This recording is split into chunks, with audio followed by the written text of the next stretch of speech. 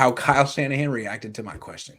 Oh, Just real quick. You saw this live, and I gotta say, I followed up because I knew you were watching live. There's no way I was going to let him brush me off while you were watching. because you knew I was watching, knew right? it. I was like, come on. Yeah. Anyway, what'd you think? Well, tell the story. What happened?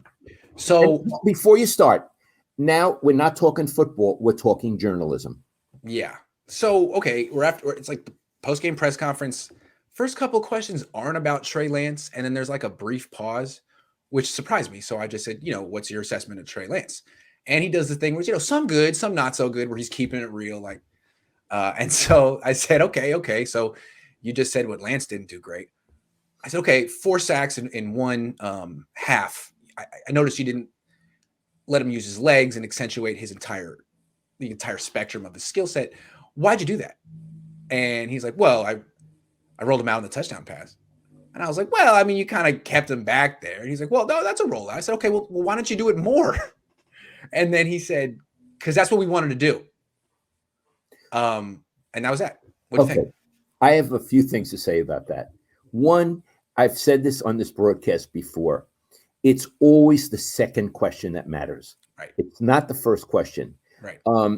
You ask your first question, and his tendency is to prove you wrong. Right. He gives an example that proves you wrong, and he thinks that's the end of it. He doesn't answer. He doesn't have to answer your question because your premise is incorrect. Exactly. He defeats your premise. Right. And then he thinks it's over with. Right.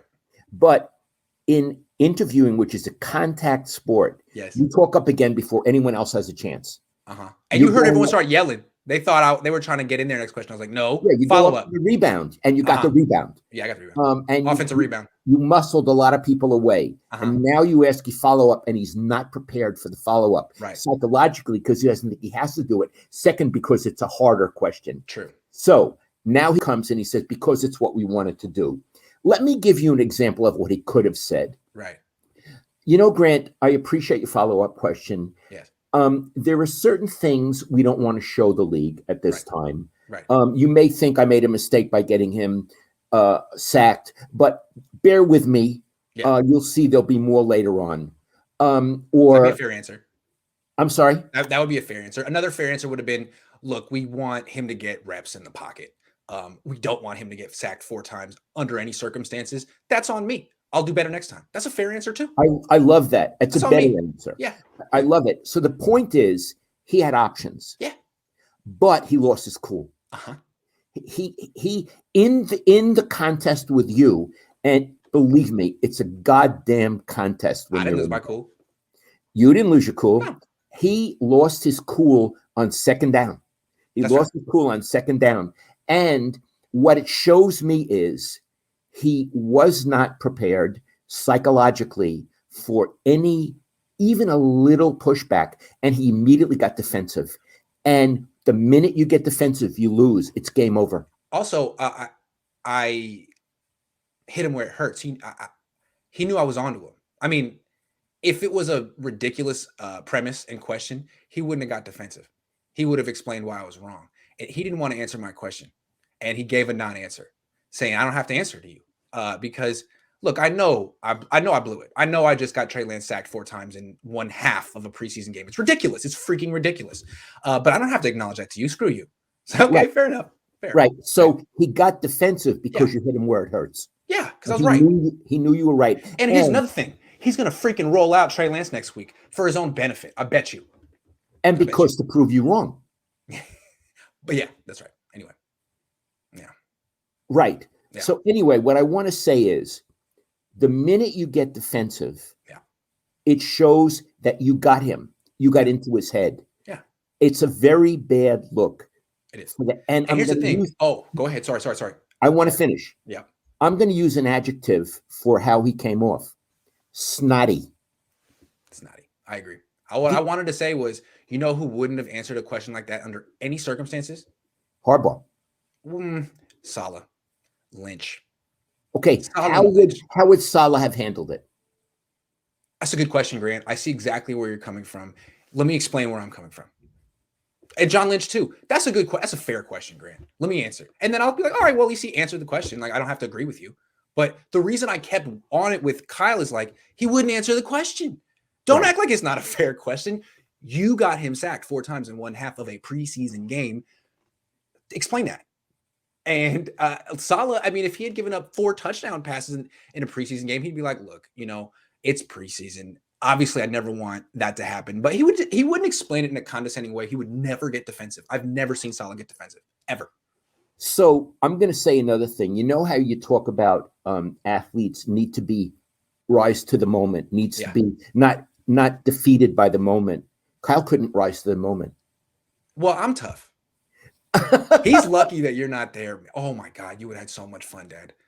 Because I wanted to come back to Harbaugh for a minute. You know what Harbaugh would have said? I don't have to answer that question. We did this. Me and Harbaugh did this. When Kaepernick was the quarterback, there was a game where he got sacked like 6 times. And we did this for a whole week. I was like, Jim, how are you going to let your quarterback who is super fast stay in one spot and get sacked? And he's like, well, how much should I roll him out? I was like, well, how about like 1 every 4 throws? He's like, well, why is that the right number? We used to do this in press conferences. It was a lot of fun because he didn't roll out. He played for coaches that didn't think about that. But it's like, man, maybe you should think about it because look what you have. There's no excuse to let someone that fast get sacked 6 times because he has to throw from the pocket. Jim, we did this. And then remember, we went to New Orleans and they had a play where Colin Kaepernick in the red zone rolled right through a touchdown. And the PR director at the time, Bob Lang, jumped up and turned around and said, that was for you, Grant. And then said, don't write that. I was there. That happened. That was for you, Grant. So I've done this. Look, Kyle, I'm experienced in the rollout bootleg argument game. I've been doing this for 10 years. Don't mess with me. I know I'm right. And the thing with Harbaugh, he would argue with you. He loved talking football. He would be like, well, why do you think that's the right thing to do? Honestly, I don't, because, that's never dawned on you? Jim? Yeah. Anyway, I just love how I think coaches really think that you need to be in the pocket. That's the place to be. Just like how people in basketball thought you got to get the ball in the low post. It's where you got to be. And now everything is proven. No, you want 3-point shots. No. I want to come back to the coach. Let's talk.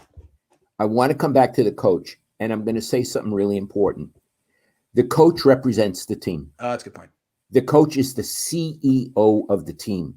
And the coach sets the tone. He does. Sets the mood for how people will converse with each other and how he will represent the franchise, which is an iconic franchise in America in any sport. This is the 49ers. And you got a guy saying, it's because it's how we wanted to do it.